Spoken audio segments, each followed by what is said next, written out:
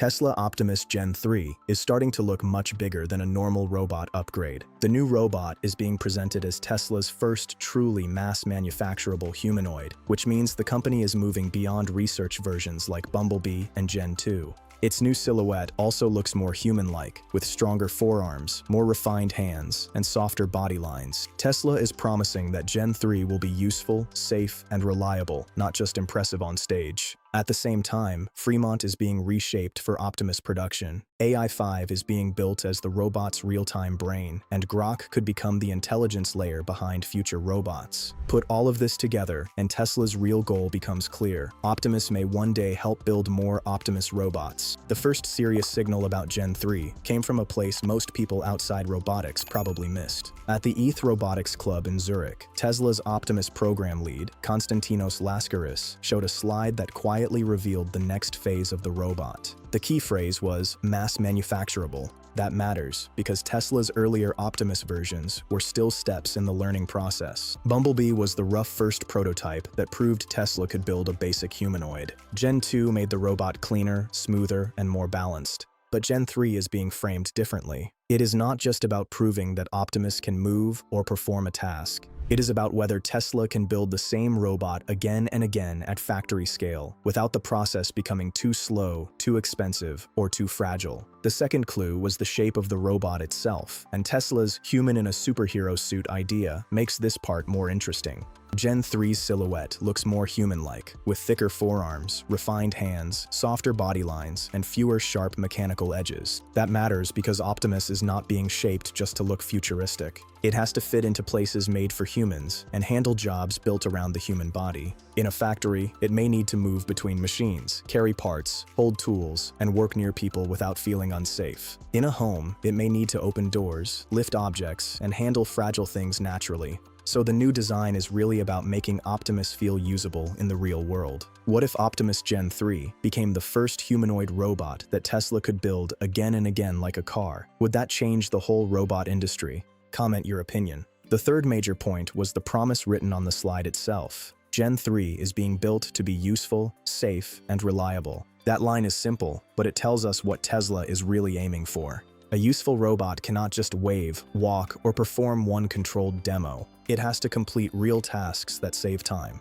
A safe robot has to move around workers, tools, vehicles, and machines without creating new risks. And a reliable robot has to repeat the same job for hours without failing every few minutes. This is the line between a viral prototype and a real product. Tesla is not just trying to make Gen 3 more impressive than Gen 2. It is trying to make Optimus ready for the kind of work where small mistakes can become expensive. This is where Tesla's hardware-first strategy starts to make more sense. A humanoid robot can have powerful AI, but if the body cannot grip, balance, lift, and react with control, that intelligence has nowhere useful to go. A hand must know the difference between holding a heavy tool, touching a fragile object, and tightening a small part without slipping. That is why Laskaris focused on tendon-driven hands and better force density. By moving closer to human hand mechanics, Tesla can make Optimus useful in real tasks, not just smoother in demos. With 22 degrees of freedom, Gen 3's hand moves closer to human-level dexterity. This is also why Bot Academy could become a major part of the Optimus story.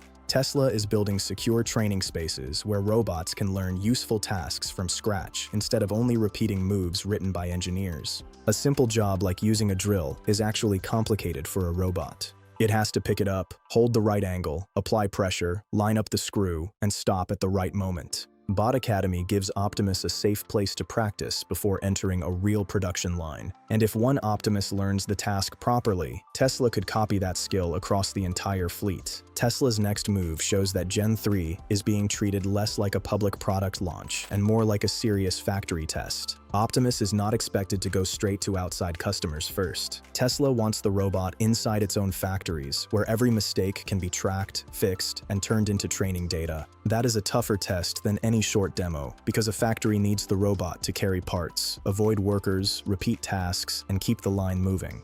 Musk says Gen 3 is already walking around, but Tesla wants it proven before anyone else gets one. And this is where Tesla's factory move makes the Optimus plan feel real. Fremont is not just adding a small robot testing area. Tesla is preparing to turn space, once used for Model S and Model X production, into its first Optimus production line. That matters because those cars helped build Tesla's premium EV image, but now the same factory floor is being tied to humanoid robots. Fremont is being discussed for up to 1 million Optimus units per year, while Giga Texas is aiming much higher, with a long-term target of 10 million robots. This is where Musk's long-term idea stops sounding like a factory plan and starts sounding like an industrial loop. He has described Optimus as a future von Neumann machine, meaning a machine that can help build more machines like itself. In Tesla's version, Optimus would first work on production lines, then help assemble more Optimus robots, move materials, support construction, and slowly reduce the human labor needed in each cycle.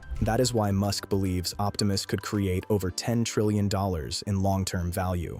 If robots can build robots, Tesla is no longer scaling one product. It is scaling the workers. What shocks you more, Bot Academy training robots like workers, or Tesla planning to build up to 1 million Optimus units at Fremont? Tell me in the comments. But for that vision to work, Optimus needs more than a good body. It needs a brain that can react instantly in the real world, and that is where AI5 becomes important. Tesla has completed the design of its next-generation AI5 chip, and Musk says a single AI5 has around 5 times the useful compute of a dual AI4 setup.